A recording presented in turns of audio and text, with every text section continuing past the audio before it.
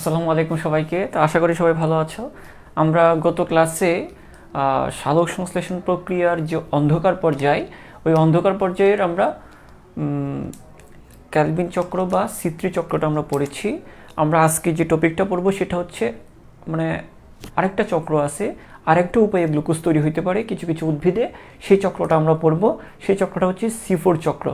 আমরা গত ক্লাসের পড়াটাকে একটু রিমাইন্ডার দিচ্ছি তোমাদেরকে যে সালোক সংশ্লেষণকে দুইটা ভাগে ভাগ করা যায়। একটা হচ্ছে আলোক পর্যায় আর একটা হচ্ছে অন্ধকার পর্যায়।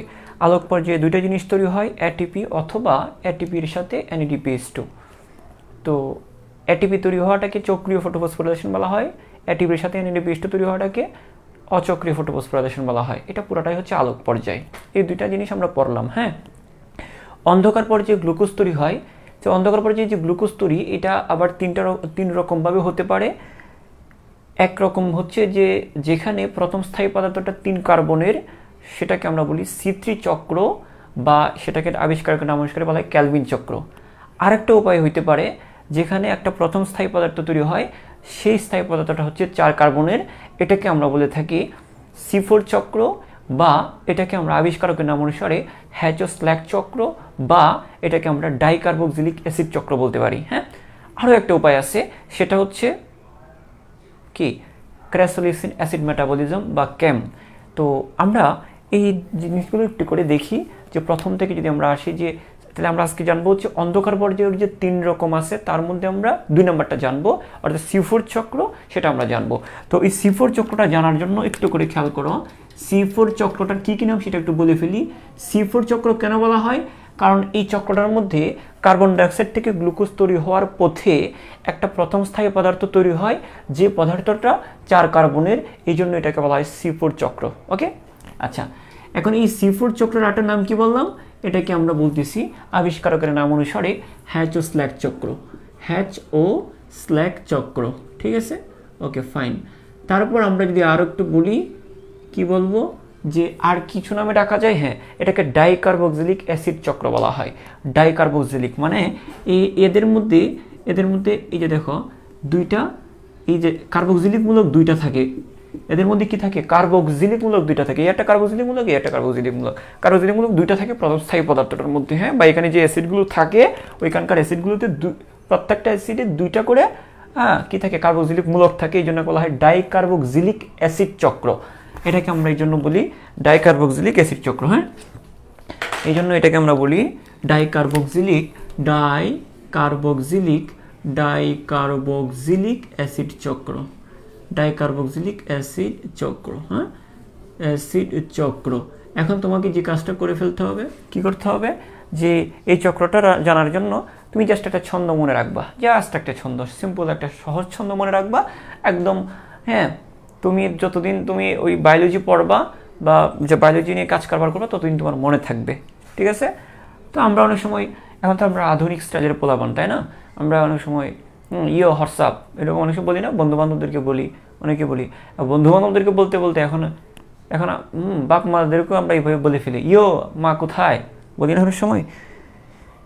আম্মু বাদ দাও, অনেক সময় বলে ফেলি। বা নাটক সিনেমাগুলোতে অনেক সময় দেখা যায় এটা, যে মাকে আগে আম্মু ডাকতেছে, কিন্তু কই তুমি, হ্যাঁ, এরকম। তো যাই হোক, আমরা ওইরকম করে একটা জিনিস মনে রাখতে পারি, সেটা হচ্ছে যে ওয়ে মা, হ্যাঁ, পাপ্পা কোথায়, পাপ্পা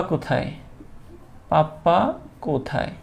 জাস্ট এই লাইনটা দিয়ে আমরা ওই যে C4 চক্র বা হ্যাচো-স্ল্যাক চক্র জিনিসটা আশা করি আমরা পারবো। হ্যাঁ, তো এই জিনিসটা আমি একটু সোজা করে দিই, এই জিনিসটা আমরা এই লাইনটা দিয়ে আমরা পারবো। মা পাপ্পা কোথায়, মানে মা, তুমি মাকে ডাকতেছো, বাবাকে খুঁজতেছো। হ্যাঁ, তো এই জিনিসটা আমরা এটা পারার জন্য জাস্ট আমরা C4 চক্র বা হ্যাচো-স্ল্যাক চক্রটা জাস্ট আমরা এই একটা লাইন দিয়ে বুঝবো, মা পাপ্পা কোথায়। তো দেখো, দিয়ে আমরা যে জিনিসটা বলতে যাচ্ছি, দিয়ে হচ্ছে এখানে ও এ, তারপরে মা দিয়ে হচ্ছে MA, তারপর আবার মা দিয়ে হচ্ছে মা MA, তারপর পা দিয়ে হচ্ছে PA, পাপ্পা, এটা পুরোটা একটা। হ্যাঁ, পাপ্পা মা মা, এই যে কমা দিছি, পাপ্পা কোথায়, এটা হচ্ছে পি পি এ পাপ্পা, তারপরে কোথায় দিয়ে হচ্ছে কার্বন ডাইঅক্সাইড। ঠিক আছে, জাস্ট এই জিনিসটা তোমরা মনে রাখবা। ওয়ে মা মা, পাপ্পা কোথায়, তাহলে দেখো ওয়ে দিয়ে ও এ এ, মা দিয়ে এম এ, আবার মা দিয়ে এম এ, তারপর পি এ পা, পি পি এ পাপ্পা কোথায়। ঠিক আছে, তো তোমরা এই জিনিসটা দিয়ে আশা করি মনে রাখতে পারবা। আমি আসলে তোমাদের কমেন্ট আমি দেখতেছি না, একটু দাঁড়াও। ওকে, দেখি সব কিছু ঠিক আছে কি না, আমি একটু দাঁড়াও। হ্যাঁ, ওকে ওকে, তোমরা সব কিছু শুনতেছো বা বুঝতেছো একটু জানাও তো। ওকে, রাকিব স্যারের কণ্ঠ শোনা যাচ্ছে, তোমরাও আই গেস তোমরা শুনতে পাচ্ছ। ওকে, তোমরা কি দেখতে পাচ্ছ সব কিছু, একটু জানাও। হ্যাঁ, তোমরা কি সব কিছু দেখতে পাচ্ছ? আমার এখানে তো ক্লিয়ার দেখা যাচ্ছে। ঠিক আছে, আচ্ছা ঠিক আছে। আমরা একটু ব্লার না, একটু ব্লার মনে হচ্ছে সবারই কি এটা না ক্লিয়ার? তো ক্লিয়ার, ওকে ফাইন। আচ্ছা ঠিক আছে ঠিক আছে। হ্যাঁ, যদি কারো ব্লার থাকে তাহলে তোমরা ফোন থেকে বের হয়ে আবার ওই রিফ্রেশ দিয়ে আবার ঢুকো। আচ্ছা, এখন কথা হচ্ছে যে স্যার ওয়ে কি স্যার? ওয়ে মানে ওয়ে হচ্ছে এখানে ও দিয়ে হচ্ছে অক্সালো acetic acid, অক্সালো acetic acid. Way কি হবে? অক্সালো অ্যাসিটিক অ্যাসিড। তাহলে আমরা এভাবে লিখি অক্সালো অ্যাসিটিক অ্যাসিড। হ্যাঁ, অক্সালো অ্যাসিটিক অ্যাসিড। তারপরে মা দিয়ে হচ্ছে কি, এম দিয়ে হচ্ছে ম্যালিক অ্যাসিড। হ্যাঁ, ম্যালিক অ্যাসিড। আবার মা দিয়ে কি, সেম ম্যালিক অ্যাসিড। হ্যাঁ, ম্যালিক অ্যাসিড। তারপর পা দিয়ে কি, পা দিয়ে হচ্ছে হ্যাঁ পাইরুভিক অ্যাসিড।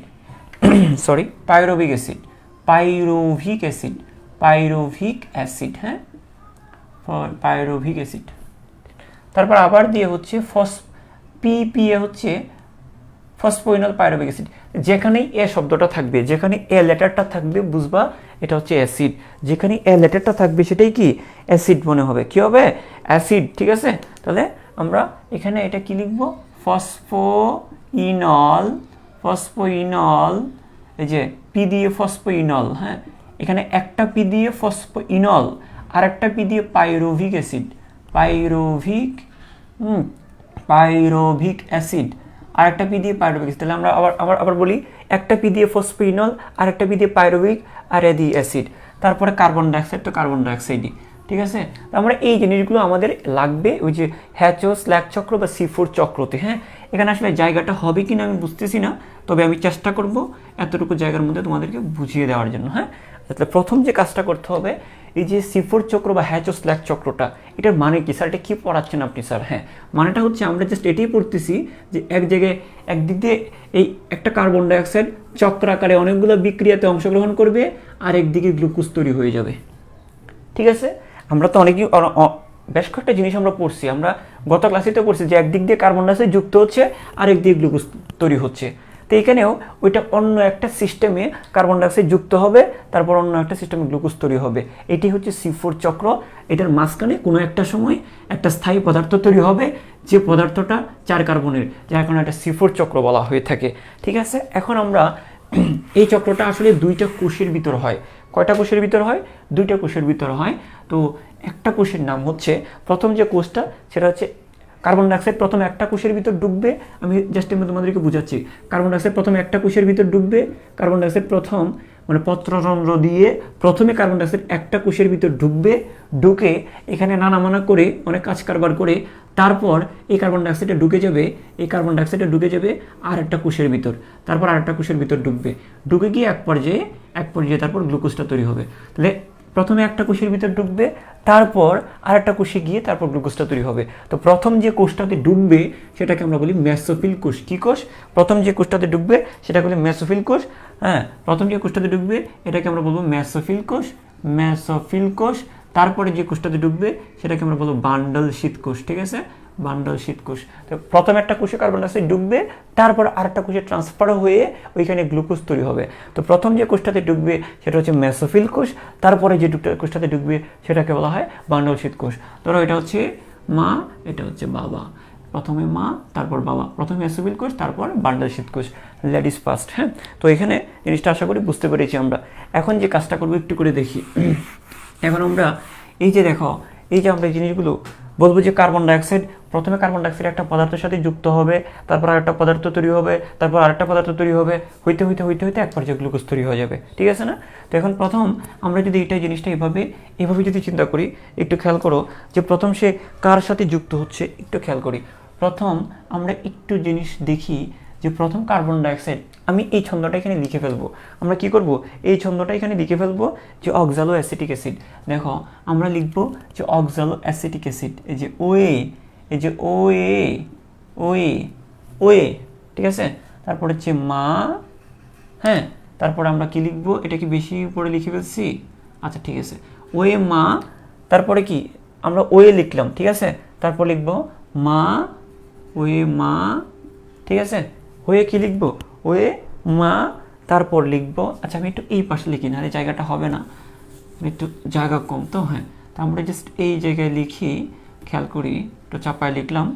প্রথমে ওয়ে ওয়ে, তারপর আমরা কি করব, তারপর আমরা লিখবো যে মা, ওয়ে মা, তারপর আমরা কি লিখবো, ওয়ে, তারপর কি মা, তারপর কি এই জিনিসটা আবার লিখবো এখানে, আমরা আবার লিখবো এখানে মা, তারপরে হচ্ছে কি, তারপরে আমরা লিখবো হচ্ছে এখানে একটু করে জায়গা রাখবো, ওই মা, তারপরে কি ওয়ে মা মা, পাপ্পা কোথায়? তাহলে এখানে আমরা যদি এই জায়গাটাতে লিখি যে এটা হবে PA, হ্যাঁ, এটা হবে PA। আমরা আগে জিনিসগুলো, মূল জিনিসটা লিখে ফেলি, তারপর তোমাদেরকে পুরো জিনিসটা আমি বুঝিয়ে দিচ্ছি। হ্যাঁ, আগে আমি এটা লিখে ফেলি। হ্যাঁ, এই যে পা, তারপর হচ্ছে একটু চাপায়া দিচ্ছি আমি, ওকে, এখানে লিখছি, এইখানে এই যে পাপা কোথায়, হ্যাঁ কোথায়টা এই কার্বন ডাইঅক্সাইড, এই যে এখানে কোথায়। তো আমরা এখান থেকে যাত্রা শুরু করব।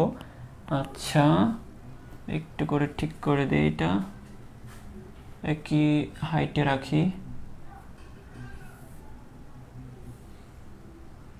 ওকে।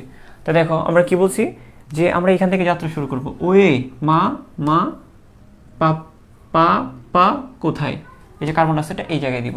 তো এখন আমরা জাস্ট এই যে কার্বন ডাইঅক্সাইডটা এখানে দিলাম, হ্যাঁ, কার্বন ডাইঅক্সাইডটা এখানে দিলাম। এখন কথাটা হচ্ছে একটু ভালো করে খেয়াল করো, আমরা যদি দেখি যে এখানে কি কি হচ্ছে আসলে। এখানে যেটা হবে, প্রথমে যেটা হচ্ছে যে এই ম্যালিক অ্যাসিড, এই যে দেখো যে স্যার এটা আপনি কি বোঝাচ্ছেন, দেখো আমি তোমাদেরকে দুইটা কোষের কথা বলছিলাম না, যেটা দুইটা কোষের মধ্যে হয়। হ্যাঁ, ধরো এই পাশেরটা হচ্ছে, এটা হচ্ছে একটা কোষ, এটা হচ্ছে একটা কোষ, হ্যাঁ, এটা হচ্ছে একটা কোষ, এবং ওই পাশেরটা হচ্ছে আরেকটা কোষ। আমি এই কোষটা একটু করে বড় করে আঁকতে হবে, আমি এটা ওই পাশে লিখি। হ্যাঁ, এটা হচ্ছে ধরো আরেকটা কোষ, তো দুইটা কোষ। তো দেখো এটা হচ্ছে একটা কোষ, এই পাশেরটা হচ্ছে আরেকটা কোষ, এই পাশেরটা একটা কোষ, এই পাশেরটা কি আরেকটা কোষ। তো আমরা এই পাশে এখানে ডাবল লেয়ার করে দিয়েছি, যেহেতু কোষগুলোকে আমি একটা লেয়ার দিয়ে বুঝাচ্ছি, এটা একটা কোষ, আমি লাল কালি দিয়ে যেটা আঁকলাম, ধরো এটা। আচ্ছা আমি কোষগুলোকে একটু শেপটা সুন্দর করে দিই, তাহলে হয়তো তোমাদের বুঝতে সুবিধা হবে যে এটা একটা কোষ। হ্যাঁ, ওকে, মানে মেন জিনিসটা ঠিক থাকলেই হচ্ছে। এখন তুমি যখন মেন জিনিস বুঝে যাবা, তুমি তোমার মতো করে সুন্দর করে লিখবা। এখন দেখো, আচ্ছা এটাকে আমি আরেকটু নামায় দিই, ওকে। এখন দেখো এটাকে যদি আমরা বলি যে এটা কি কোষ, এটা হচ্ছে আমরা বলছিলাম যে প্রথমেরটা হচ্ছে মেসোফিল, প্রথম মা মেসোফিল, তারপরে হচ্ছে এটা হচ্ছে বান্ডল শীত, এটা কি কোষ, বান্ডল শীত কোষ, বান্ডল শীত। হ্যাঁ, তাহলে এই জায়গায় দেখি আমরা, তো প্রথমে এই যে কার্বন ডাইঅক্সাইডটা প্রথমে খেয়াল করো, প্রথমে যেটা হবে, এটা তো জানোই তুমি। আচ্ছা পুরো নামগুলো তুমি তোমাদেরকে যদি আবার একটু বলি, ওয়ে দিয়ে আমার সাথে সাথে একবার করে মনে মনে বলো, তো একবার করে মনে মনে বলো, রেডি? ওকে, তো দেখো ওয়ে দিয়ে হচ্ছে অক্সালো অ্যাসিটিক অ্যাসিড, ওয়ে দিয়ে হচ্ছে অক্সালো অ্যাসিটিক অ্যাসিড। মা দিয়ে হচ্ছে ম্যালিক অ্যাসিড, মা দিয়ে কি ম্যালিক অ্যাসিড, পিএ দিয়ে কি pyruvic acid, pyruvic acid, PPA দিয়ে কি ফসফোইনল পাইরোভিক অ্যাসিড, এটাও পাইরোভিক অ্যাসিড, এটাও পাইরোভিক অ্যাসিড, কিন্তু এটা ফসফোইনল পাইরোভিক অ্যাসিড। তো আশা করি জিনিসগুলো তুমি পারবা। আর কথা হচ্ছে যে প্রথমে এই যে কার্বন ডাইঅক্সাইডটা এই যে ফসফোইনল পাইরোভিক অ্যাসিডের সাথে এই যে এদিক থেকে আসবে ফসফোইনল পাইরোভিক অ্যাসিড আর এদিক থেকে আসবে কার্বন ডাইঅক্সাইড, ঠিক আছে? তো দেখো একটু খেয়াল করো, এই যে দেখো এদিক থেকে ফসফোইনল পাইরোভিক অ্যাসিড, এইখান থেকে কার্বন ডাইঅক্সাইড, এই দুইটা জিনিস মিলে যেটা তৈরি হয় সেটাকে বলবো আমরা অক্সালো অ্যাসিটিক অ্যাসিড। তো এই পাশ থেকে ফসফোইনল পাইরোভিক অ্যাসিড, এই পাশ থেকে কার্বন ডাইঅক্সাইড, এই দুইটা জিনিস মিলে যে পদার্থটা তৈরি হচ্ছে সেটা হচ্ছে অক্সালো অ্যাসিটিক অ্যাসিড। এবং এটি হচ্ছে প্রথম স্থায়ী পদার্থ, এটি প্রথম স্থায়ী পদার্থ এবং এটা 4 কার্বনের। কয় কার্বনের? এটা হচ্ছে 4 কার্বনের। এটা কয় কার্বনের? 4 কার্বনের এবং প্রথম স্থায়ী পদার্থ। এই জন্য এই চক্রটাকে বলা হয় C4 চক্র। এটা 4 কার্বনের। তো দেখো আমি আবারও বলতেছি, এই পাশ থেকে ফসফোইনল পাইরোভিক অ্যাসিড, এই পাশ থেকে কার্বন ডাইঅক্সাইড, দুইটা মিলে যুক্ত হয়ে তৈরি হয় অক্সালো অ্যাসিটিক অ্যাসিড। আর এই যে ফসফোইনল পাইরোভিক অ্যাসিড আর কার্বন ডাইঅক্সাইড মিলে যে অক্সালো অ্যাসিটিক অ্যাসিড হলো, এই অক্সালো অ্যাসিটিক অ্যাসিডটা 4 কার্বনের। সুতরাং এখানে প্রথম স্থায়ী পদার্থ, এটা মেডিকেল, আমাদের সময় মেডিকেল ভর্তি পরীক্ষায় আসছিল যে C4 চক্রে প্রথম স্থায়ী পদার্থের নাম কি? আমি তো বলছি ওয়ে, আমি জাস্ট ওয়ে বলে দাগায় ফেলছি, মনে মনে বলছি, যদিও স্যাররা বা অন্যরাও শুনলে তো বুঝতো না আমি কি বলতেছি। তো যাই হোক ওয়ে, তো ওয়েটি হচ্ছে প্রথম স্থায়ী পদার্থ। হ্যাঁ, তাহলে এখানে প্রথম স্থায়ী পদার্থ ওই কি, ওই হচ্ছে প্রথম স্থায়ী পদার্থ। এটা আমার এখন এগুলো মনে পড়লে আসলে অনেক ভালো লাগে যে আমি পারছিলাম। হ্যাঁ, আবার দেখো এই যে জিনিসগুলো খেয়াল করো, এই যে প্রথম স্থায়ী পদার্থ কে? এখানে প্রথম স্থায়ী পদার্থ হচ্ছে অক্সালো অ্যাসিটিক অ্যাসিড। ওকে ফাইন, তো আমরা আশা করি এটা পারবো। হ্যাঁ, তারপর দেখো তাহলে ফসফোইনল পাইরোভিক অ্যাসিডের সাথে প্রথম যুক্ত হয় কার্বন ডাইঅক্সাইড। তো এটাকে আমরা বলবো প্রথম গ্রহিতা, এটাকে আমরা বলবো কার্বন ডাইঅক্সাইড গ্রহিতা। হ্যাঁ, তো C4 চক্রে কার্বন ডাইঅক্সাইডটি গ্রহণ করে কে? তাহলে এই যে দেখো এই পাশ থেকে ফসফোইনল পাইরোভিক অ্যাসিড কার্বন ডাইঅক্সাইডটাকে গ্রহণ করে দুইজনে মিলে যুক্ত হয়ে 4 কার্বনের অক্সালো অ্যাসিটিক অ্যাসিড তৈরি করে। এটা প্রথম স্থায়ী পদার্থ, এটা 4 কার্বনের। ওকে, যার কারণে এটা প্রথম স্থায়ী পদার্থ 4 কার্বনের বলে এটাকে C4 চক্র বলা হয়ে থাকে। এখন আমরা যদি এই জায়গাটাতে একটু খেয়াল করি যে দেখো এই অক্সালো অ্যাসিটিক অ্যাসিডটা হয়ে যাবে কি? অক্সালো অ্যাসিটিক অ্যাসিডটা হয়ে যাবে হচ্ছে ম্যালিক অ্যাসিড। কিভাবে ম্যালিক অ্যাসিড হবে? সিম্পল, কিভাবে হবে একটু খেয়াল করো, যে এখানে অক্সালো অ্যাসিটিক অ্যাসিড থেকে ম্যালিক অ্যাসিডে যাওয়ার সময় একটা জিনিস ব্যবহৃত হবে, ওই যে আমরা আলোক পর্যায়ে অচক্রীয় ফটোফসফোরাইলেশনে অ্যাটিপির সাথে NADPH তৈরি হয়েছিল না, সেটা এখানে ব্যবহৃত হবে। এই যে NADPH গুলো ব্যবহৃত হবে, এখানে NADPH ব্যবহৃত হবে। মার্কারগুলো যদিও একটু ডিস্টার্ব, তাহলে দেখো এখানে NADPH ব্যবহৃত হবে। তো দেখো খেয়াল করো, আচ্ছা এটাকে আমি পরে লিখবো, আচ্ছা এগুলো আমি পরে লিখি, তাহলে তোমাদের জন্য বুঝতে সুবিধা হবে। হ্যাঁ, আচ্ছা ঠিক আছে, আমরা যেটা বলতে চাচ্ছি এখানে সেটা হচ্ছে যে এই ফসফোইনল পাইরোভিক অ্যাসিড প্রথমে কার্বন ডাইঅক্সাইডের সাথে যুক্ত হয়ে তারপর তৈরি করবে কি? Oxaloacetic acid. এই pyruvic acid, phosphoenolpyruvic acid এবং কার্বন ডাইঅক্সাইড মিলে যে অক্সালো অ্যাসিটিক অ্যাসিড তৈরি হচ্ছে, এই অক্সালো অ্যাসিটিক অ্যাসিড পরবর্তীতে অন্য একটা অ্যাসিডে পরিণত হবে, সেটা হচ্ছে ম্যালিক অ্যাসিড। অন্য একটা অ্যাসিডে পরিণত হবে, সেটার নাম হচ্ছে ম্যালিক অ্যাসিড। এবং ম্যালিক অ্যাসিড থেকে আরও একটা অ্যাসিডে পরিণত হবে, মানে এই ম্যালিক অ্যাসিডটা যখনই ম্যালিক অ্যাসিড হবে, তখন ম্যালিক অ্যাসিডটা ওই মেসোপিল কোষ থেকে বান্ডল শীত কোষে ট্রান্সফার হবে। বুঝাই তো যাচ্ছে, মেসোপিল কোষ থেকে বান্ডল শীত কোষে ঢুকে যাবে, এখানে ছিদ্র থাকবে, এগুলো দিয়ে ঢুকবে। ঠিক আছে, আচ্ছা এখানে ঢুকে গেল, ঢুকে যাওয়ার পরে যে কাজটা হবে, এই জায়গায় খেয়াল করো, এই জায়গাতে কি হবে একটা জিনিস খেয়াল করো, এখান থেকে ওই যে দেখো তোমরা একটা জিনিস খেয়াল করো তো, কার্বন ডাইঅক্সাইড ঢুকে অক্সালো অ্যাসিটিক হয়েছে, কিছু পরিবর্তনের মাধ্যমে সেটা ম্যালিক অ্যাসিড হয়েছে, সেটা ম্যালিক অ্যাসিড হয়েছে। ম্যালিক অ্যাসিড হয়ে এটা হচ্ছে মাল, ঠিক আছে, যার কারণে এটা ঢুকতে পারে ভিতরে। হ্যাঁ, আর না হয় নর্মালি অক্সালো অ্যাসিটিক অ্যাসিড এটা ঢুকতে পারে না। এই অক্সালো অ্যাসিটিক অ্যাসিড উয়ে করতে করতে শেষ। তো দেখো এই অক্সালো অ্যাসিটিক অ্যাসিডটা ভিতরে ঢুকতে পারবে না। তাহলে এই যে দেখো এই যে ম্যালিক অ্যাসিড, যেটা ম্যালিক অ্যাসিডের হ্যাডাম আছে, ওই ম্যালিক অ্যাসিড ভিতরে ঢুকতে পারে। তো এই জন্য অক্সালো অ্যাসিটিক অ্যাসিড থেকে আগে ম্যালিক অ্যাসিড হতে হয়, ম্যালিক অ্যাসিড হয়ে তারপর এই জায়গায় প্রবেশ করে, বান্ডল শীত কোষে প্রবেশ করে। তাহলে আমরা কি বলতে পারি না যে এই কার্বন ডাইঅক্সাইড এখন কার ভিতর আছে? কার্বন ডাইঅক্সাইডটা অক্সালিক অ্যাসিডের ভিতর আছে, তারপর বলতে পারি আমরা ম্যালিক অ্যাসিডের ভিতর আছে, তারপর কার্বন ডাইঅক্সাইডটা এখানে চলে আসছে এখন, কারণ পাইরুভিক অ্যাসিডের সাথে যুক্ত হইতো অক্সালো অ্যাসিটিক অ্যাসিড হয়েছে। কার্বন ডাইঅক্সাইডটা পাইরুভিক অ্যাসিডের সাথে যুক্ত হয়ে অক্সালো অ্যাসিটিক অ্যাসিড হইলো, ওই অক্সালো অ্যাসিটিক অ্যাসিড থেকে মেলিক অ্যাসিড হইলো, এই মেলিক অ্যাসিড থেকেই তো এই মেলিক অ্যাসিডটাই তো এখানে আসছে। তার মানে আমরা বলতে পারি এটার ভিতর কার্বন ডাইঅক্সাইডটা আছে।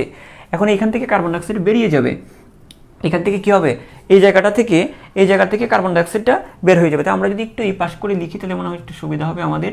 এই যে মেলিক অ্যাসিড এখানে লিখি, এই যে দেখো এই মেলিক অ্যাসিডটা এখন এই জায়গায় আসছে। এখন এই মেলিক অ্যাসিড থেকে এই কার্বন ডাইঅক্সাইড একটা বিদায় নিবে, এই মেলিক অ্যাসিড থেকে কার্বন ডাইঅক্সাইডটা একটা বের হয়ে যাবে।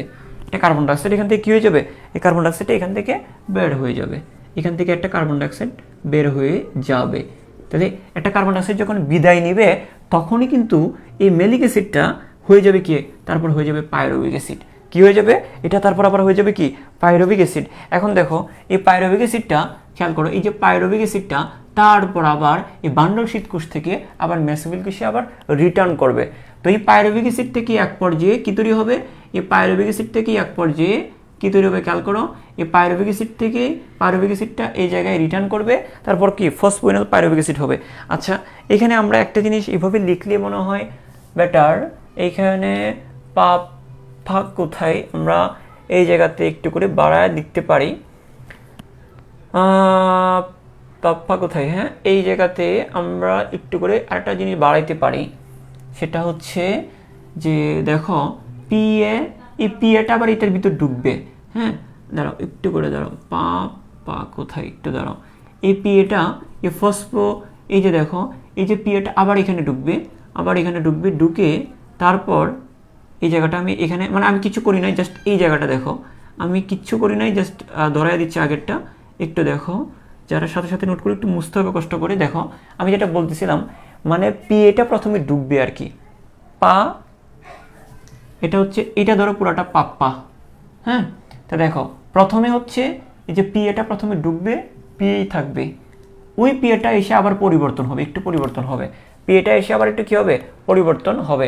তাহলে দেখো একটু খেয়াল করো যে প্রথমে পিএটা এখান থেকে এখানে পি অবস্থায় ঢুকবে, এই পিএটা বান্ডল শীট থেকে আবার মেসোফিলে ফেরত আসবে, ফেরত আসার পরে ওই পিএটা থেকে পিপিএ হবে, ওই পিএটা থেকে আবার পিপিএ হবে, অর্থাৎ এটা তো এটা তো পাইরুভিক অ্যাসিড, এই পাইরুভিক অ্যাসিড আবার ফেরত আসবে, এটাও পাইরুভিক অ্যাসিড, মানে পাইরুভিক অ্যাসিড থেকে এটা কি ফসফোইনাল পাইরুভিক অ্যাসিড। আর কিছু চেঞ্জ করি না, আমি কিচ্ছু চেঞ্জ করি নাই, জাস্ট পিএটা এই পি অবস্থায় এই জায়গায় আসছে, তারপর পিএ থেকে এই পাইরুভিক অ্যাসিডটা হয়েছে, আমি জাস্ট এটা দেখাইছি। আচ্ছা এই পর্যন্ত তোমার ক্লিয়ার কিনা? আমি তোমাদেরকে আবারও বলি যে এই যে কার্বন ডাইঅক্সাইডটা প্রথমে ঢুকবে ওয়ে তৈরি করবে, কার্বন ডাইঅক্সাইড ঢুকে প্রথমে ওয়ে তৈরি হবে, কার সাথে যুক্ত ফসফোইনাল পাইরুভিক অ্যাসিডের সাথে। তাহলে অক্সালো অ্যাসিটিক অ্যাসিড তৈরি হওয়ার পর এই অক্সালো অ্যাসিটিক অ্যাসিড থেকে আবার মেলিক অ্যাসিড হবে, মেলিক অ্যাসিড থেকে আবার মেলিক অ্যাসিডটা আবার বান্ডল শীতে ঢুকবে, বান্ডল শীত থেকে আবার কার্বন ডাইঅক্সাইড সরে যাবে, তারপর এটা আবার হয়ে যাবে পাইরুভিক অ্যাসিড, ওই পাইরুভিক অ্যাসিডটা আবার পাইরুভিক অ্যাসিড হিসেবে আবার এখানে ঢুকবে, ঢোকার পরে তারপর কী হবে, আবার এই পাইরুভিক অ্যাসিডটা আবার ফসফোইনাল পাইরুভিক অ্যাসিডে পরিণত হবে, আবার একটা কার্বন ডাইঅক্সাইডের সাথে যুক্ত হবে, আবার এরকম চক্রাকারে ঘুরতে থাকবে। জাস্ট এতটুকু জিনিস তোমরা বুঝছো কিনা সেটা জাস্ট আমরা মেইন জিনিসটা আমরা বুঝলাম কিনা একটু করে আমাকে কনফার্ম করো। হ্যাঁ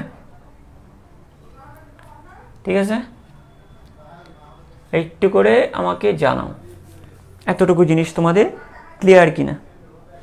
এখানে তোমাদেরকে এতটুকু জিনিস তোমাদের ক্লিয়ার কিনা সেটা আমাকে একটু করে জানাও। তো এখানে তোমাদের যেটা মনে রাখতে হবে যে এই যে ওয়ে মা পা এই যে পাপ্পা কোথায়, হ্যাঁ পা কোথায়, দেখো এটা খেয়াল করো, এই যে দেখো ওয়ে মা পাপ্পা কোথায়, ঠিক আছে আমরা এইভাবে মনে রাখতে পারি। আমরা এই জায়গায় একটু অ্যাড করে দিলে ভালো হয়, কারণটা হচ্ছে ওয়ে মা পাপ্পা কোথায়, পাপ্পা কোথায়। হ্যাঁ মানে অনেক সময় অনেকে আসে না তুতলায়, হ্যাঁ এক কথায়, হ্যাঁ অনেক সময় ওইরকম আসে না, অনেকে এই একটা কথা বলতে গেলে অনেকবার রিপিট হয়, হ্যাঁ তুতলানো যেটাকে বলে আর কি। হ্যাঁ ঠিক আছে, তো এখানে এটা হচ্ছে যে এই আর কি। তো এর একটা জিনিসটা হচ্ছে যে ওয়ে মা পাপ্পা কোথায়, তাহলে দেখো পা কোথায়, ঠিক আছে আমরা আশা করি এতটুকু আমরা বুঝতে পেরেছি। জাস্ট পিএটা আবার এখানে ঢুকবে, তারপরে ফসফোনাল পাইরুভিক অ্যাসিডটা মানে পাইরুভিক অ্যাসিডটা ফসফোনাল পাইরুভিক অ্যাসিড হবে।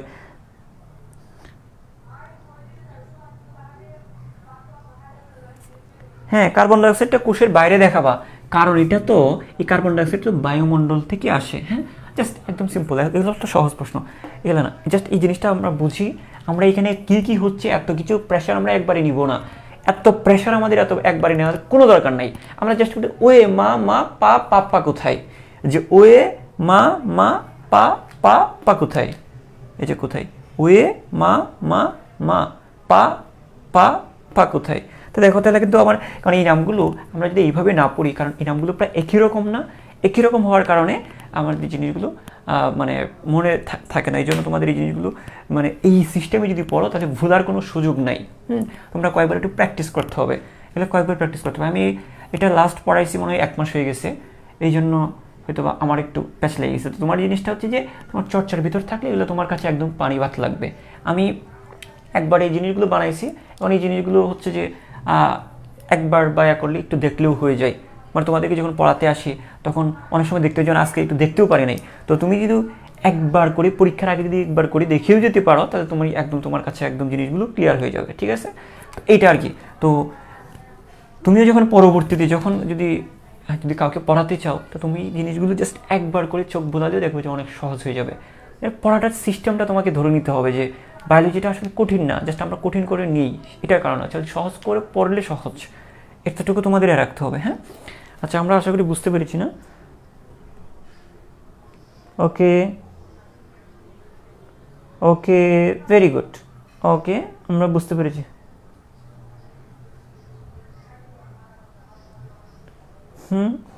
ওকে,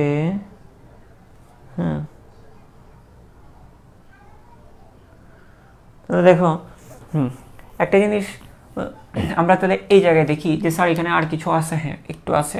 আমরা দেখি এই জায়গাতে এখানে যে কার্বন ডাইঅক্সাইড যেটা বেরিয়ে যাচ্ছে, খেয়াল করো এই কার্বন ডাইঅক্সাইড যে বেরিয়ে যাচ্ছে, একটু খেয়াল করো এই কার্বন ডাইঅক্সাইডটা আবার C3-তে ঢুকবে, এখানে আর একটা চক্র হবে, এই কার্বন ডাইঅক্সাইডটা আবার C3 চক্রের মধ্যে ঢুকবে, এটা কিন্তু আবার C3 চক্রেতে ঢুকবে। এই যে কার্বন ডাইঅক্সাইডটা C3 চক্রে ঢুকে তারপর একদিক দিয়ে আরেক দিক দিয়ে গ্লুকোজটা তৈরি করবে, এই কার্বন ডাইঅক্সাইড আবার C3 চক্রে ঢুকে তারপর গ্লুকোজটা তৈরি হবে। তো এখানে মূলত জিনিসটা হচ্ছে C4 চক্রটা কিন্তু আসলে C4 চক্র কিন্তু পুরাটা কি আমরা বলতেছি, কিন্তু C4 চক্রটা যখন হচ্ছে এই জিনিসটাকে আমরা C4 বলতেছি, কিন্তু এতটুকু কাহিনীটাকে এই জিনিসটাকে আমরা C4 বললেও কিন্তু আলটিমেটলি এইটা ছাড়া কিন্তু গ্লুকোজ তৈরি সম্ভব না। তাহলে এখানে C3 চক্রের মধ্যে গ্লুকোজ তৈরি হয় কিন্তু আগে এই জিনিসটা হওয়া লাগে, মানে এতটুকু জিনিসকে আমরা বলতেছি C4 চক্র। তো এই কার্বন ডাইঅক্সাইডটা আবার ওই জায়গায় গিয়ে তা আমরা বলতে পারি এখানে যে C4 চক্র যদি না থাকতো তাহলে গ্লুকোজ তৈরি হইতো না, কারণ C4 চক্র না থাকলে বান্ডল শীতকোষে কার্বন ডাইঅক্সাইড পৌঁছে দেওয়ার মতো কেউ থাকতো না। আমি আবারও বলতেছি, এই চক্রটা যদি না থাকতো তাহলে বান্ডল শীতকোষে কার্বন ডাইঅক্সাইড পৌঁছে দেওয়ার মতো ওই জিনিসটা থাকতো না ওই সকল উদ্ভিদে। যে সকল উদ্ভিদ হচ্ছে এইরকম সিস্টেম, তো ওদের ক্ষেত্রে এটা থাকতেই হতো, C4 চক্র আছে বলেই C3 চক্রটা চলতেছে। হ্যাঁ, আচ্ছা, এখন আমরা এই জায়গায় একটু চিন্তা করি, আমরা যে এইখানে একটু দেখি যে স্যার এখানে আমাদের আর কিছু লাগবে, হ্যাঁ লাগবে। একটু করে দেখো একটা জিনিস, দেখো এই জায়গায় কি কার্বন ডাইঅক্সাইড যুক্ত হচ্ছে না?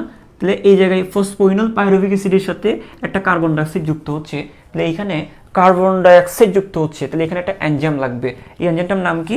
এনজাইমটার নাম হচ্ছে কার্বক্সিলেজ এনজাইম, এটার নাম হচ্ছে কার্বক্সিলেজ এনজাইম। তো কার্বন ডাইঅক্সাইড যুক্ত হওয়ার জন্য যে এনজাইম এটাকে আমরা বলবো কার্বক্সিলেজ এনজাইম। তাহলে ভালো করে খেয়াল করো, কার্বন ডাইঅক্সাইড যুক্ত ফসফোইনল পাইরুভিক অ্যাসিডের সাথে কার্বন ডাইঅক্সাইড যুক্ত হওয়ার জন্য যে এনজাইমটা লাগতেছে সেটাকে আমরা বলতেছি কার্বক্সিলেজ এনজাইম। আবার এই জায়গায় খেয়াল করো, এই ম্যালিক অ্যাসিড থেকে কার্বন ডাইঅক্সাইড মুক্ত হওয়ার জন্য যে এনজাইমটা লাগতেছে সেটাকে আমরা বলবো ডিকার্বক্সিলেজ এনজাইম। কি বলবো আমরা? ডিকার্বক্সিলেজ এনজাইম, ডিকার্বক্সিলেজ এনজাইম, ডিকার্বক্সিলেজ এনজাইম। বুঝছো জিনিসটা? ভালো করে খেয়াল করো, এই ফসফোনিল পাইরুভিক অ্যাসিডের সাথে অক্সালোঅ্যাসিটিক অ্যাসিড মানে কার্বন ডাইঅক্সাইডটা যুক্ত হওয়ার সময় একটা এনজাইম লাগে, সেটা যদি হয় কার্বক্সিলেজ এনজাইম, তাহলে কার্বন ডাইঅক্সাইডটা ডিলিট হওয়ার সময় যে এনজাইমটা লাগতেছে সেটা হচ্ছে ডিকার্বক্সিলেজ এনজাইম। তো এগুলোকে মুখস্থ করতে হবে, জাস্ট তুমি বুঝো জিনিসটা যে কার্বন ডাইঅক্সাইড যুক্ত হওয়ার সময় যে এনজাইম সেটা হচ্ছে কার্বক্সিলেজ এনজাইম, আর কার্বন ডাইঅক্সাইডটা ডিলিট হওয়ার সময় যে এনজাইম সেটাকে আমরা বলবো ডিকার্বক্সিলেজ এনজাইম, ডিকার্বক্সিলেজ এনজাইম। এতটুকু জিনিস ক্লিয়ার? হ্যাঁ, ঠিক আছে, এতটুকু। ও আচ্ছা আচ্ছা আচ্ছা আচ্ছা, আমরা এখানে একটু ভুল করে ফেলছি। হ্যাঁ, এখানে একটা জিনিস আমার, হ্যাঁ এই জিনিসটা একটু করে আমাদের ভুল হয়ে গেছে। এই জায়গাটা আসলে বান্ডল শীতকোষ হবে, এটা আসলে বান্ডল শীত কোষ হবে। সরি আসলে এই জিনিসটা আসলে আমি একটু তাড়াহুড়োর মধ্যে ছিলাম, তো আসলে আমার এই নোটটা আমি একটু দেখে আসতে পারিনি, যে এখন একটু উল্টাপাল্টা হচ্ছে। হ্যাঁ, তোমরা এটা একটু কষ্ট করে ঠিক করে নাও। এটা বান্ডল শীত, এটা মেসোফিল। হ্যাঁ, মেসোফিল, সরি। হ্যাঁ,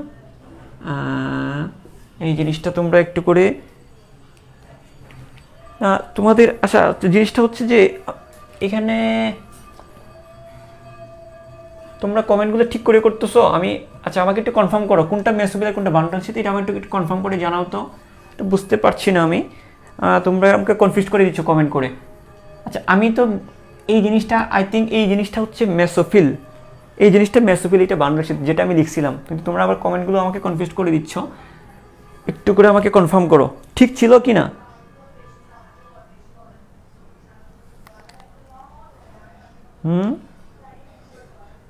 আচ্ছা তোমরা একটু করে আমাকে, তোমরা কেউ তোমার হাতের কাছে কোনো বই থাকলে আমাকে একটু কনফার্ম করো যে বই থেকে আমি এটা লিখছি। তোমরা একটু কনফিউজ করে দিচ্ছ। তাহলে দেখো আমার খুব সম্ভব এটা হচ্ছে মেসোফিল হবে, এটা বান্ডল শীত হবে। আমার জানা মতে।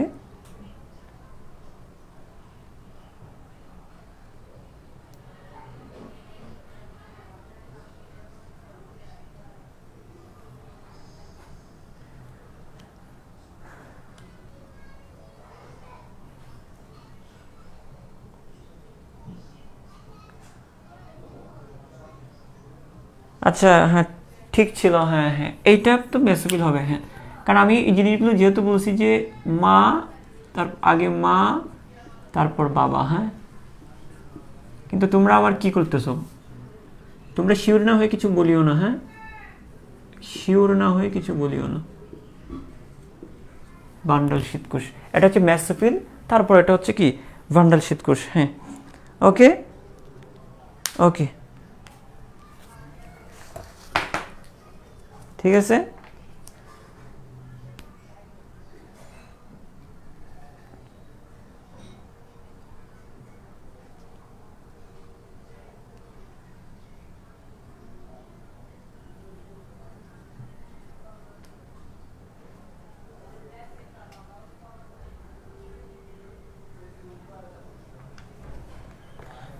আচ্ছা ঠিক আছে, আচ্ছা ওকে ফাইন।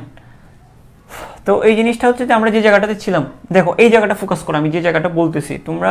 তোমাদের একটা সমস্যা হচ্ছে এই জিনিসটা, আমি যখন এই জায়গাটা পড়াচ্ছি তখন তোমরা ওইগুলো নিয়ে কথা বলতেছো, আমি যখন ওইটা পড়াচ্ছিলাম তখন ওইটা নিয়ে কমেন্ট করবা। দেখো এদিকে আসি আমরা, এই যে দেখো কার্বন ডাইঅক্সাইডটা যখন যুক্ত হয়, এই যে ফসফোইনাল পাইরুভিক অ্যাসিডের সাথে কার্বন ডাইঅক্সাইড যুক্ত হয়, তখন এটাকে আমরা বলবো কার্বক্সিলেজ এনজাইম। ফসফোইনাল পাইরুভিক অ্যাসিডের সাথে কার্বন ডাইঅক্সাইড যুক্ত হয় তখন কি এটাকে, তখন যে এনজাইমটা লাগে কার্বক্সিলেজ এনজাইম। আর ম্যালিক অ্যাসিড থেকে যখন কার্বন ডাইঅক্সাইডটা ডিলিট হয়ে যাবে সেখানে হচ্ছে ডিকার্বক্সিলেজ এনজাইম। তো দুইটা এনজাইম আমরা আশা করি পারবো।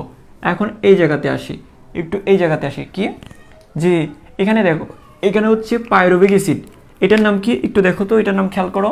এটার নাম হচ্ছে পাইরুভিক অ্যাসিড, এটার নাম হচ্ছে ফসফোইনল পাইরুভিক অ্যাসিড। দেখো এটা হচ্ছে পাইরুভিক অ্যাসিড, এটা হচ্ছে ফসফোইনল পাইরুভিক অ্যাসিড। তো এটা পাইরুভিক অ্যাসিড, এটা হচ্ছে ফসফোইনল পাইরুভিক অ্যাসিড। এই দুইটার মধ্যে পার্থক্য হচ্ছে এখানে হচ্ছে ফসফেট।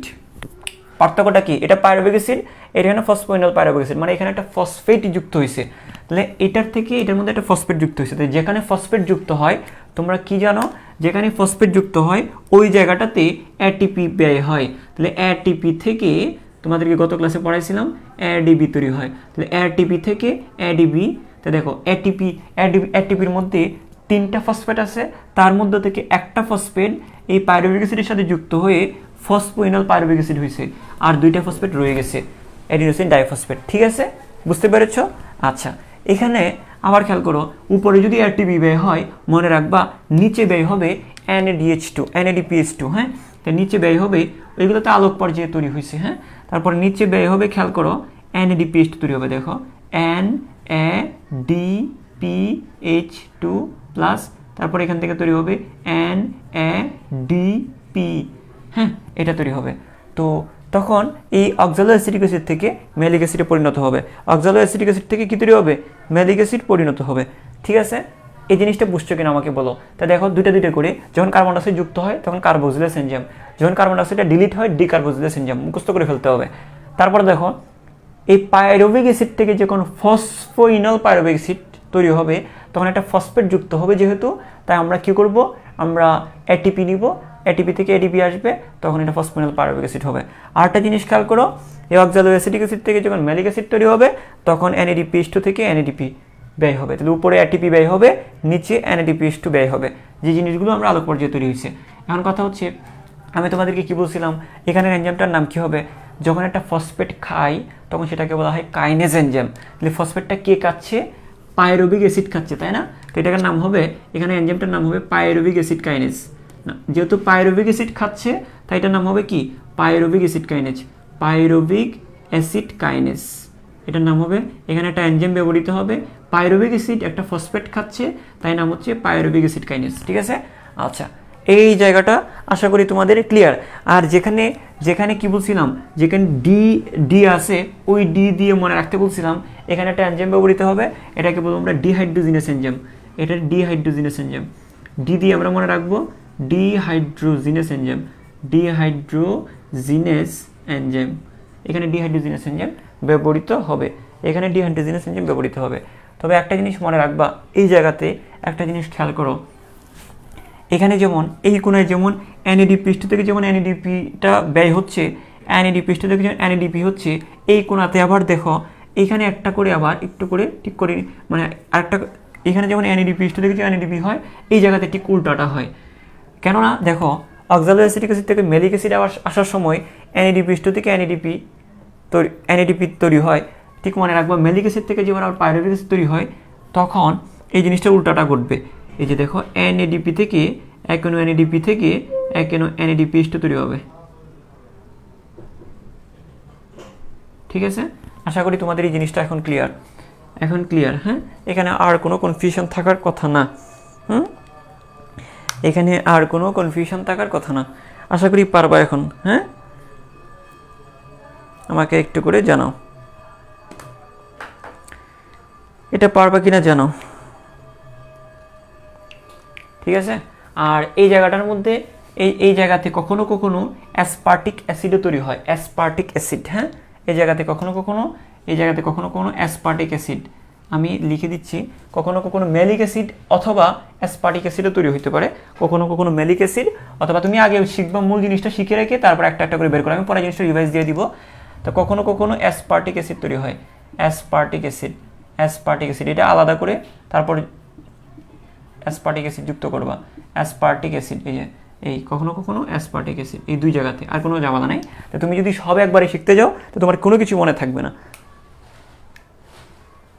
হ্যাঁ, তাহলে দেখো তুমি যদি ভীষণ কাটাকাটি হয়েছে ভাই আজকে কি আর করবো। হ্যাঁ দেখো, কাটাকাটিটা হচ্ছে তোমাদের যেটা হচ্ছে যে জিনিসগুলো, কারণ এই জিনিসগুলো মানে অনেকগুলো নাম, এখন আমরা যদি এই বড় নামগুলো এই জায়গায় লিখতে চাইতাম তাহলে একটা চার্টের মধ্যে লেখাটাও পসিবল হতো না।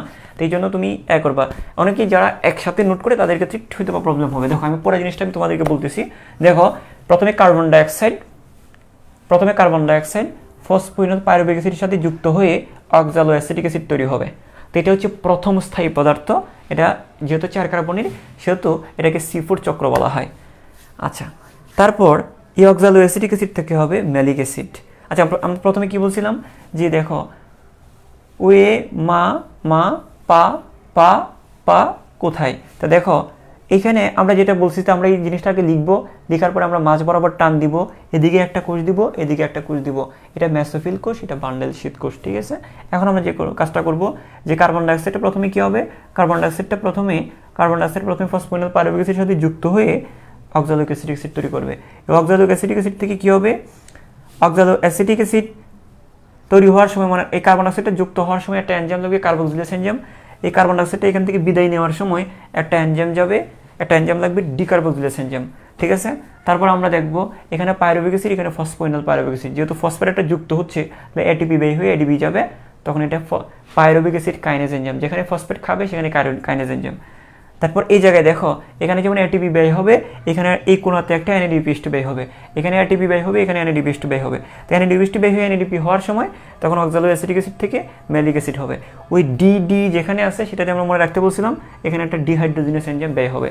তো এই জায়গায় যখন এনএডিপি ব্যয় হয়, ওই জায়গাতে আবার এনএডিপি তৈরি হয়ে যাচ্ছে, ওই এনএডিপি থেকে আবার এনএডিপি তৈরি হবে। এই যে চক্র যেটা দেখাচ্ছি তোমাদেরকে, এটাই C4 চক্র। এই পর্যন্ত ক্লিয়ার কিনা বলো? সিলেটে প্রচণ্ড গরম, এইখানেও গরম প্রচণ্ড। হ্যাঁ,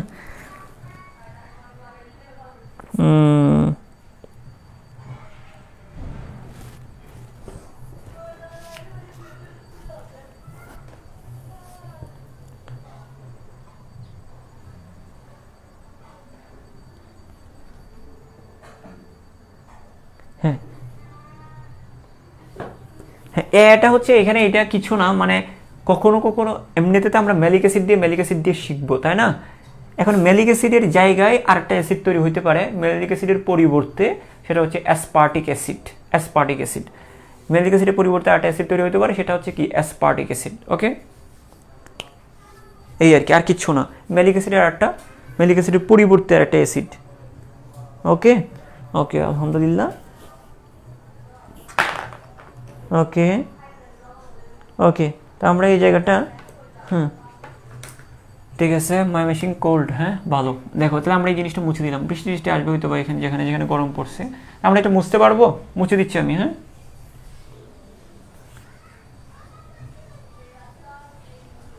ওকে, ক্লিয়ার সম্ভবত।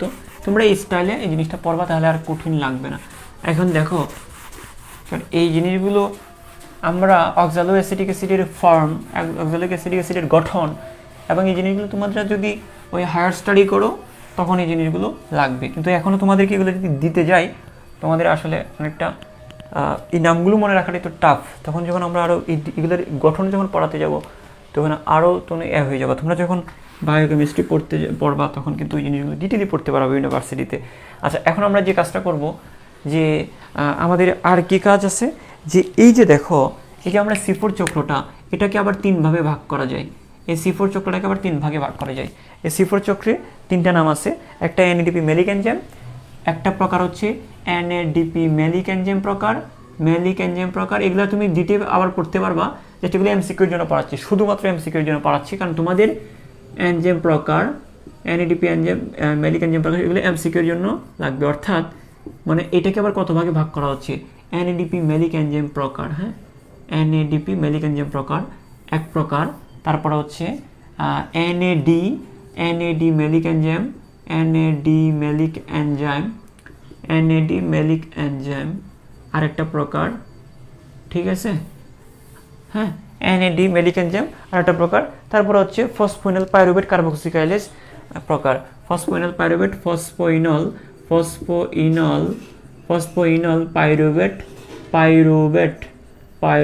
কার্বক্সিকাইনেজ।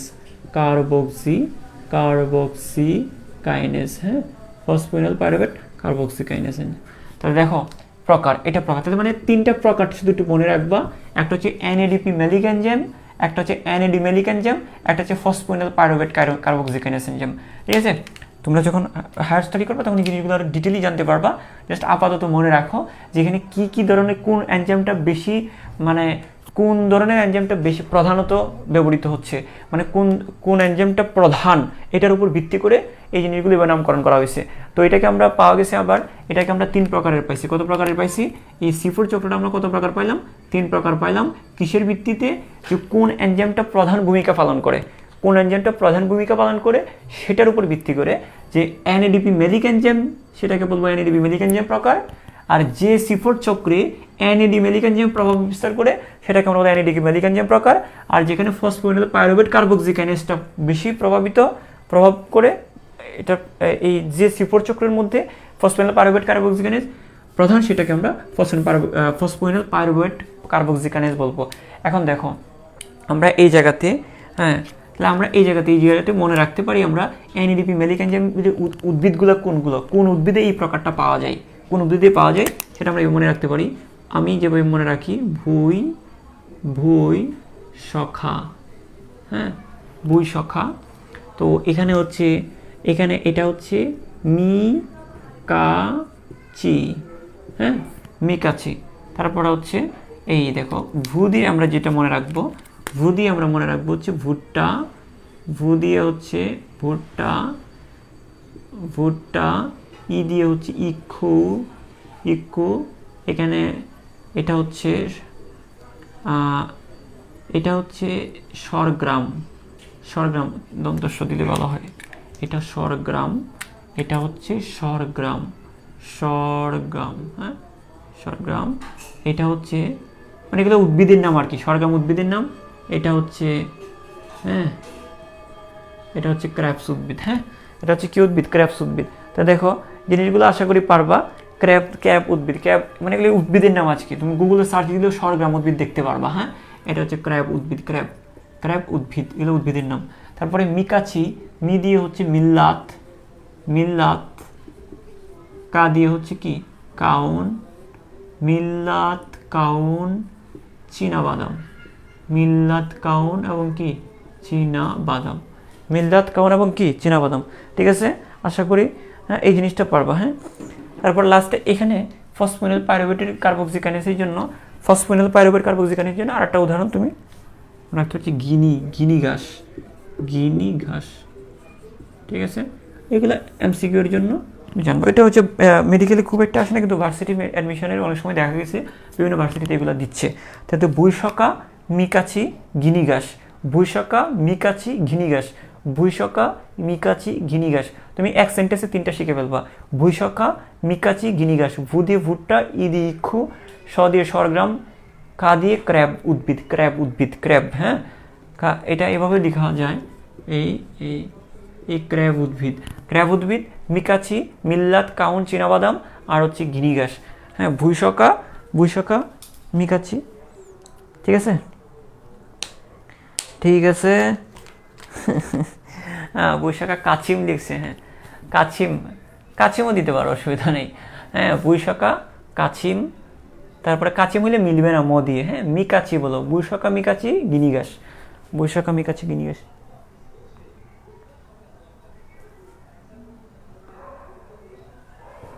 ঠিক আছে, আমরা এই জায়গাটা একটু করে আমরা একটু সামনের দিকে আগাই।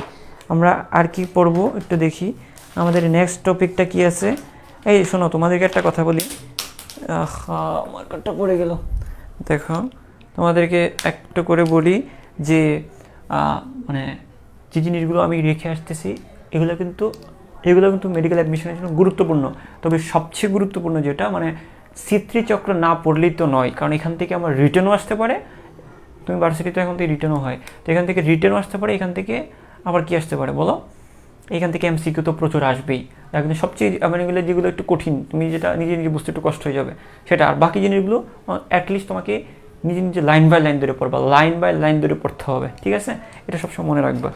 আচ্ছা এই জিনিসটা আমি সবসময় প্রত্যেকটা ক্লাসে আমি তোমাদেরকে বলে রাখি যে এই জিনিসগুলো হচ্ছে জাস্ট তোমাদেরকে মেইন জিনিসগুলো দিয়ে সিলেবাসটা শেষ করতে হবে। ঠিক আছে, এখন দেখো আমরা আশা করি এই পর্যন্ত, তারপর কি করব বলো, তারপর আমরা যদি এই ক্র্যাসোলিসিয়ান অ্যাসিড মেটাবলিজম, এটা এখানে দেখো এই যে ক্র্যাসোলিসিয়ান অ্যাসিড মেটাবলিজম ওরকম কিছু বলা নাই, জাস্ট এটাও তোমরা যখন ইন্টারমিডিয়েট পার হয়ে যখন ভার্সিটি লেভেলে যখন যাবা, উদ্ভিদ বিজ্ঞান নিয়ে পড়ালেখা করবা, তখন এটা জানতে পারবা। ক্র্যাসোলিসিয়ান অ্যাসিড মেটাবলিজম এটা হচ্ছে, তুমি পুরো নামটা তো শিখবাই, ক্র্যাসোলিসিয়ান অ্যাসিড মেটাবলিজম। এটা মূলত ক্র্যাসোলেসি উদ্ভিদ গোত্রে হয়ে থাকে, ক্র্যাসোলেসি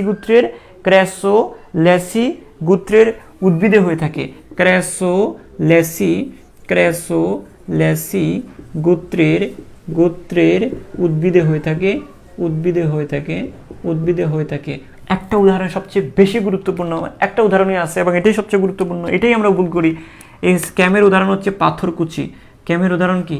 পাথরকুচি। ক্যামের উদাহরণ কি? পাথরকুচি। আচ্ছা তাহলে আমরা কি পড়লাম? আমরা তাহলে গত ক্লাসে কি পড়লাম? C3 উদ্ভিদ। আজকে পড়লাম কি? C4। আর এক লাইনে আমরা যেটা এটা জাস্ট এমসিকিউ এর জন্য, যে ক্যাম বা 2 নম্বরের জন্য তোমার জ্ঞানমূলক আসতে পারে যে ক্যামটা কি, তারপরে ক্র্যাসোলিসি গোত্রের উদ্ভিদের মধ্যে যে প্রক্রিয়ায় গ্লুকোজ তৈরি হয় অন্ধকার পর্যায়ে, সেটাকে আমরা ক্যাম বা ক্র্যাসোলিসিয়ান অ্যাসিড মেটাবলিজম বলবো আমরা। এবং এটা কোন উদ্ভিদে হয়ে থাকে? এটা পাথরকুচি উদ্ভিদের পাতায় হয়ে থাকে। তো আমরা কি কি পড়লাম? প্রথম হচ্ছে C3, তারপর কি বললাম? C4, তারপর কি এখন পড়লাম? CAM, crassulacean acid metabolism. আচ্ছা, খালি গরমের কথা বলতেছো কেন? বরিশাল সিলেটে কি হয়েছে?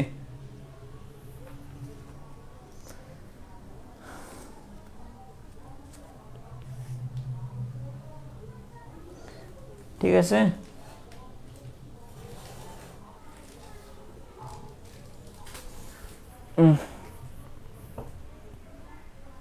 ও আচ্ছা, এখানে একটা কমেন্ট করছো যে বা একটু কষ্ট করে দেখবেন C3 কোথায় ঘটে, বইয়ের চিত্রে বান্ডাল শীত। আচ্ছা আচ্ছা, এখানে এইটা নিয়ে তোমরা কনফিউজড হয়ে গেছিলে। আচ্ছা, আমি যেটা তোমাদেরকে বলি একটু খেয়াল করো, আমরা এই জায়গায় যে এক কোনায় যে C3টা হচ্ছে, এটাকে কিন্তু আমরা C4 এর অন্তর্ভুক্ত করে ধরবো আমরা। হ্যাঁ, এটাকে যেটা হচ্ছে যে এটা একা C3 বা এটা একা C4 না, পুরা জিনিসটাকে আমরা C4 বলতেছি। পুরাটাকে যদি আমরা C4 বলি, তাহলে আমরা বলবো যে C4টা কি হচ্ছে? মেসোফিলও হচ্ছে, বান্ডল শীতও হচ্ছে। তুমি ওটাকে আলাদা করে দেখার দরকার নেই, তোমরা ধরে নাও এটা হচ্ছে C4 এর একটা পার্ট। হ্যাঁ, C4 এর একটা পার্ট। তাহলে দেখো, আমরা যদি C4 এর একটা পার্ট ধরি, তাহলে আমরা এভাবে বলতে পারি যে C4 চক্রটা মেসোফিল কোষও হচ্ছে, বান্ডল শীত কোষও হচ্ছে। ঠিক আছে, তাহলে আমরা যদি বলি, আমি যদি শুধুমাত্র যদি এইটা হয়, তখন সেটাকে আমরা C3 চক্র, শুধু C3 চক্রটা হবে মেসোফিল কোষে। ঠিক আছে, এখন ক্লিয়ার? আমি আবারও বলতেছি, এই যে কোনাটার মধ্যে একটা C3 চক্র আমি দেখাইছিলাম, এটাকে আলাদা করে বলার দরকার নাই, এটা আমরা ধরে নিই এটা C4 এর একটা অংশ। হ্যাঁ, তাই আমরা এই জিনিসটা কিভাবে বলবো? C4 চক্র বা হ্যাচোস্ল্যাক চক্রটা হবে মেসোফিল কোষে হবে, বান্ডল শীত কোষে হবে। ক্লিয়ার? আর আমি যদি কি করি, আমি যদি শুধুমাত্র C3 হয়, সেটা অবশ্যই কি হবে? মেসোফিল কোষে হবে। ঠিক আছে, এখন ক্লিয়ার? এখন পারবা কিনা বলো, এখন ক্লিয়ার কিনা? তোমরা ঠান্ডা আর গরম বলে এত ফিল নিচ্ছ কেন? আজকের বিকালটা অসাধারণ ছিল, ঢাকায় আজকে ঠান্ডা ছিল। আচ্ছা,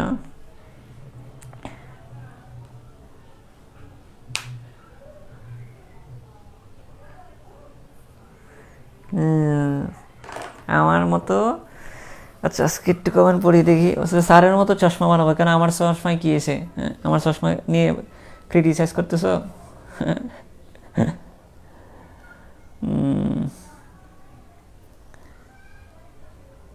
আচ্ছা, ক্লিয়ার? অনেকে ক্লিয়ার বলতেছো। এখন আমরা যেটা এই দেখো, এখন তোমাদেরকে একটা জিনিস দেখাই, সেটা কি একটু খেয়াল করো।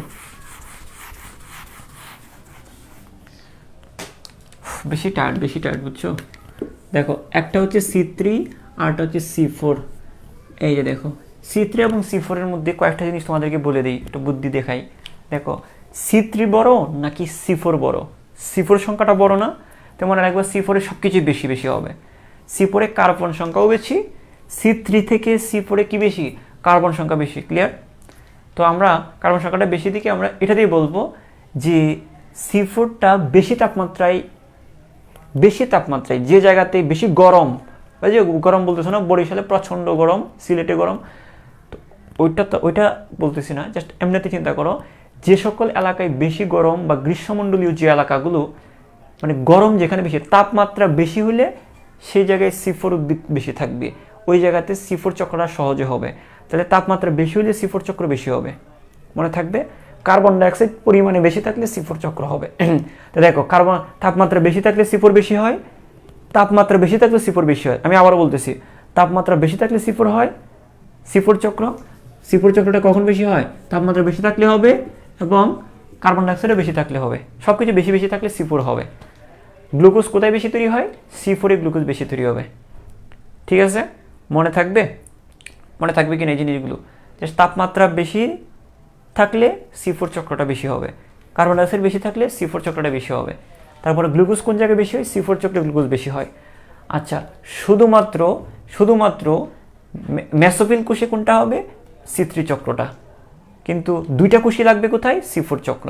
C4 চক্রটা সংখ্যায় বড়, দুইটা কোষ লাগে, মেসোফিল এবং বান্ডল শীত কোষ, দুইটাই লাগবে। কিন্তু এটাতে হবে মেসোফিল, শুধু এটা C3 চক্রটা শুধু মেসোফিল কোষে হবে। আর কিছু পারবা এখন? এই তো, এগুলো হচ্ছে মেন জিনিসগুলো। জাস্ট তুমি যদি ইনস্ট্যান্ট যদি MCQগুলো দাগাতে পারো, অর্থাৎ C4 এ সব কিছু বেশি বেশি হবে, C4 এ সব কিছু কী হবে? বেশি বেশি হবে। তো এই জিনিসগুলো তোমাদেরকে একটু করে আমি একটু হিন্সটা দিয়ে রাখলাম। আচ্ছা, আমাদের তোমাদের নেক্সট টপিকটা যদি বলি, এই জিনিসগুলো তোমাদের অবশ্যই হ্যাচ ও স্ল্যাক চক্র এবং C3 উদ্ভিদ এবং C4 উদ্ভিদ একটু করে সুন্দর করে বইয়ে পার্থক্য আকারে দেওয়া আছে, তুমি রিডিং দিলে আশা করি তুমি পারবা। হ্যাঁ, আচ্ছা, আমরা গত ক্লাসে না হয় আমরা গত ক্লাসে শ্বসনটা শুরু করি, কি বলো? মানে গত ক্লাসে বলতেছি, সরি মাথা ঠিক নেই, আমরা শ্বসনটা আগামী ক্লাসে আমরা শ্বসনটা শুরু করি। আজকে আমাদের তো ওই C3 C4টা শেষ হলো।